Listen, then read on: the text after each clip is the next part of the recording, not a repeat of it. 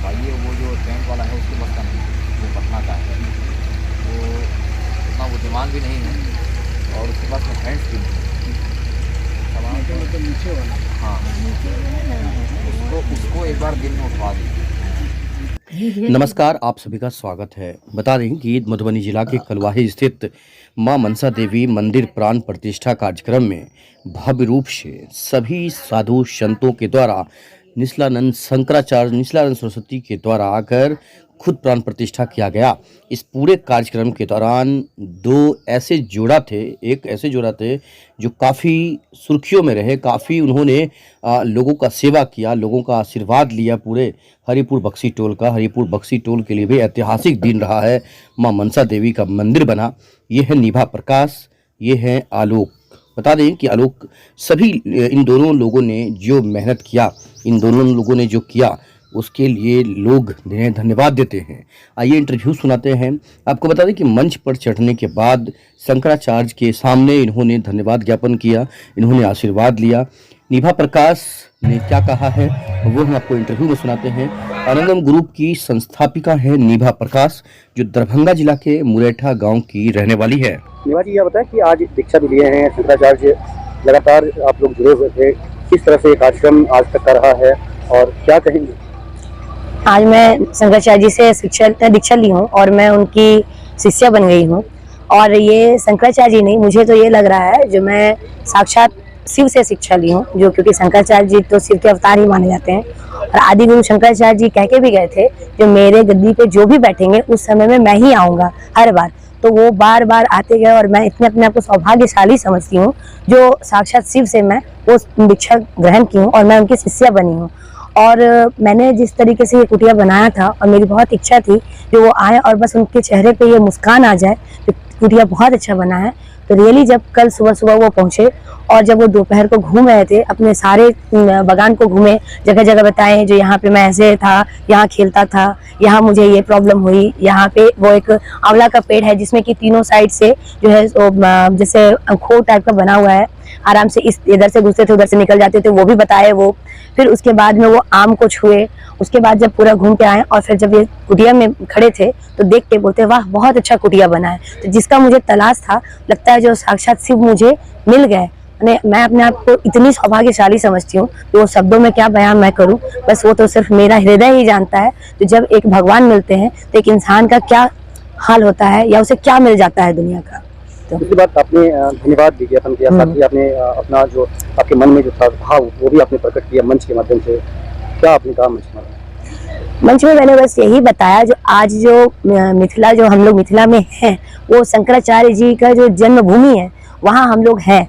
तो ये मुझे बहुत अच्छा लगा कि उस जन्मभूमि में आज हम लोग हैं और साक्षात शिव जो यहाँ पे प्रकट हुए हैं उनको हम लोग अपने आंखों से, अपने नैनों से देख पा रहे हैं। और उनको हम लोग अपने ये मिथिला धाम बक्सी टोल में जो आगे, चूंकि उनका जन्मभूमि तो यही था, बट जब भी कोई संन्यास लेते तो वापस वो गांव में आते नहीं है। लेकिन हम लोग इतने सौभाग्यशाली हैं जो उन्होंने हम लोगों का ये प्रस्ताव रखा और आए और मंच पे भी बैठे और प्लस मंच में बैठ के वो अपनी सारी खुशियां जो व्यक्त किए, तो मैं उनका बहुत आभार व्यक्त करती हूँ जो वो हमारे आग्रह को, हमारी प्रार्थना को वो स्वीकार करके और यहाँ बक्सी टोल में वो आए।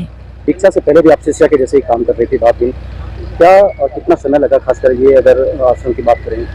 अगर देखा जाए तो मुझे ज्यादा समय नहीं लगा है, मुश्किल से 8-10 दिन लगा है इस कुटिया को पूरा कंप्लीट करने में।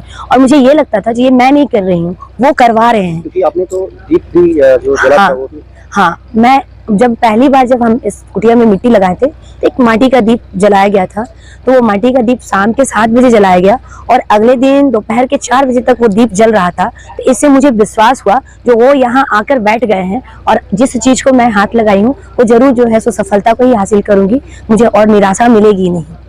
आनंद ग्रुप के जितने भी मेंबर्स हैं, जो भी लोग हैं, वो सब शिष्या के जैसे ही काम कर रहे हैं। हाँ, आनंदम ग्रुप के जो मेंबर्स हैं वो मतलब मैं ये कह सकती हूँ जो मेरे बच्चों के समान वो हैं, क्योंकि एक बच्चे ही अपनी माँ की इशारा को समझते हैं, जो मेरी माँ को कहाँ मेरी जरूरत है। तो उस बच्चों को एक बार अगर मैं आनंदम ग्रुप कंपनी के एम्प्लॉयज को बोली तो वो बस सीधे खड़े हैं, जैसे कि कहते हैं ना बॉर्डर पे जो आर्मी रहते हैं अपने देश की रक्षा करने के लिए, इसी तरह से मेरे सारे बच्चे मेरे साथ खड़े थे बस इस कुटिया को बनाने के लिए। कैसा रहा आज तक का कार्यक्रम? आज तो सुबह थोड़ी बारिश हुई थी और मेरे जितने भी टीम मेंबर्स थे, मैं तो थोड़े दूर में थी। मेरे आने से पहले वो आकर वो सारा बारिश को कंट्रोल करके, और फिर देखिए जो लग नहीं रहा है जहाँ पे कहीं बारिश हुई है उसको पूरी तरह से नॉर्मल जैसे कि पहले बारिश के पहले जैसा था सेम वैसा ही बना दिया है। तो ये मैं बहुत ही ज्यादा अपने आप को भाग्यशाली समझती हूँ। मेरे टीम में ऐसे ऐसे मेरे बच्चे हैं, ऐसे ऐसे मेरे, मैं एम्प्लॉय बोल नहीं सकती हूँ क्योंकि वो यहाँ पे नौकरी नहीं करते हैं, वो यहाँ पे पूरा दिल और जान से लगे रहते हैं। जो ये मेरा घर है, मेरा परिवार है, तो इसलिए इतने बड़े आयोजन को करने के लिए क्या क्या करना पड़ रहा है, खासकर कितनी जगहों पर जो रसोई की व्यवस्था है या फिर किस तरह से? हाँ, यहाँ पे हमारा 7 जगह पे रसोई चल रहा है। एक आपका हमारे पोखरोनी में रसोई चल रहा है, एक कन्यादान में रसोई चल रहा है, एक हमारा भंडारा जस्ट मंदिर के अपोजिट में चल रहा है, और 3 रसोई मंदिर के अंदर में चल रहा है। तो इस तरह से हमारा 7 रसोई है जो कि चल रहा है हमारा, और हम लोग चाहते हैं जो ये और भी अच्छे तरीके से जो हमारा कल का प्रोग्राम है, जो प्राण प्रतिष्ठा का प्रोग्राम है, वो और भी बहुत अच्छे से हो जाए, और वो सारा का सारा हमें लगता है जो महाराज जी का कृपा रहेगा और हम लोग वो भी बहुत अच्छे से करेंगे। क्योंकि आज के जो हमारा प्रोग्राम था, ग्रामीणों ने हमारा बहुत साथ दिया है। मैंने वो हमें बिलीव नहीं था कि इतने सारे ग्रामीण आकर और पूरे मंच को भर के रखेंगे पूरा। मैंने उन महाराज श्री को तो सुनेंगे, साथ में हम लोगों को भी पूरा सम्मान देंगे। इसीलिए ग्रामीणों का भी बहुत बहुत धन्यवाद जो उन्होंने इतना साथ दिया और हर पल साथ दिया। लाखों लोग हैं, बीच बीच में आंधी तूफान भी आया, क्या घबराए भी? घबराहट तो मुझे कभी नहीं हुई, मैं ये नहीं कहूंगी, थोड़ा सा मन उदास होता था, बट मुझे यही लगता था क्योंकि मैं शंकराचार्य जी से बस 5 महीने पहले ही मिली हूँ।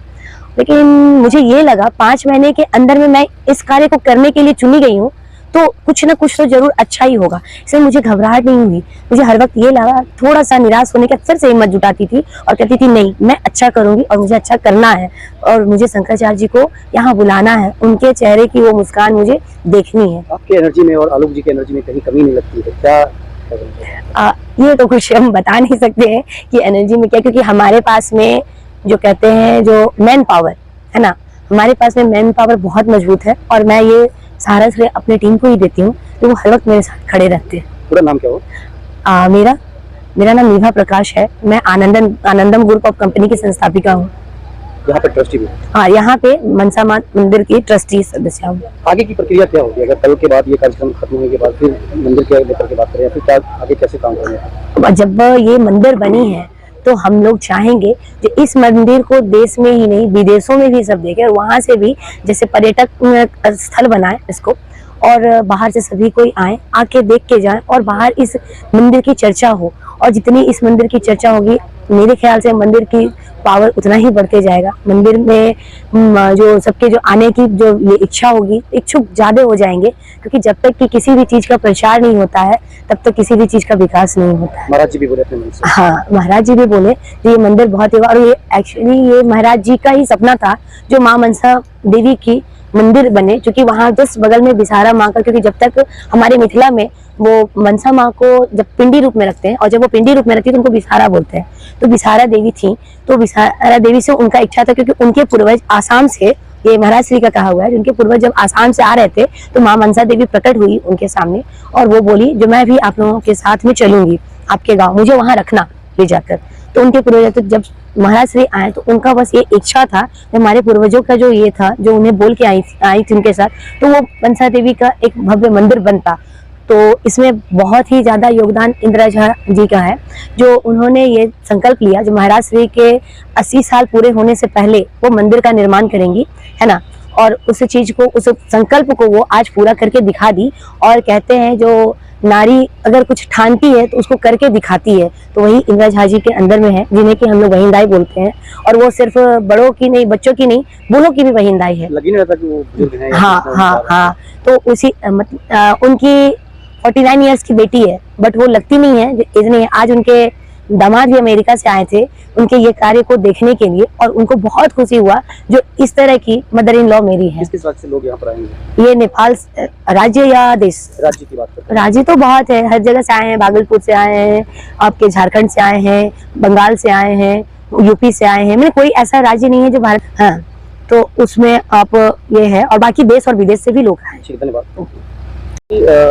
सपने जैसा लग रहा होगा कि आज यहाँ पर महाराज जी आए हैं, तो आप लोग देखिए क्या करेंगे? देखिए, निश्चित रूप से महाराज अपने प्रकाश स्थली पर आए हैं, और जब से इन्होंने 9 वर्ष की अवस्था में गांव छोड़ा था, संन्यास ले लिया, एक प्रोटोकॉल था उनका कि हम गांव नहीं आएंगे। उनको एक स्वप्न आया था कि मनसा देवी की मंदिर का हम प्राण प्रतिष्ठा करेंगे, तो यहाँ आए महाराज जी, और यहाँ आप देख सकते हैं कि आपके पीछे भव्य कुटिया है। यहाँ तमाम स्वयंसेवक न्यूनतम मजदूरी पे, और इसका जो सौंदर्यीकरण देख रहे हैं आप, आनंदम ग्रुप ऑफ कंपनीज की तरफ से तमाम सुविधाएं, बहुत आधुनिक सुविधाएं इसमें लगाया गया, और पर्यावरण के दृष्टिकोण से मिथिला का जो कल्चर है उसको लेकर के यह कुटिया अपने आप में एक बेहतरीन और नायाब है। और यहाँ से हरिपुर आस्था का केंद्र बनेगा, यही संदेश हम लोग पूरे राष्ट्र में लेके जाएंगे। हम भारत भव्य बनाएंगे, हम हिंदू राष्ट्र बनाएंगे। क्या नाम है आपका? विजय श्री टूना स्वयं सेवक हूँ यहाँ से।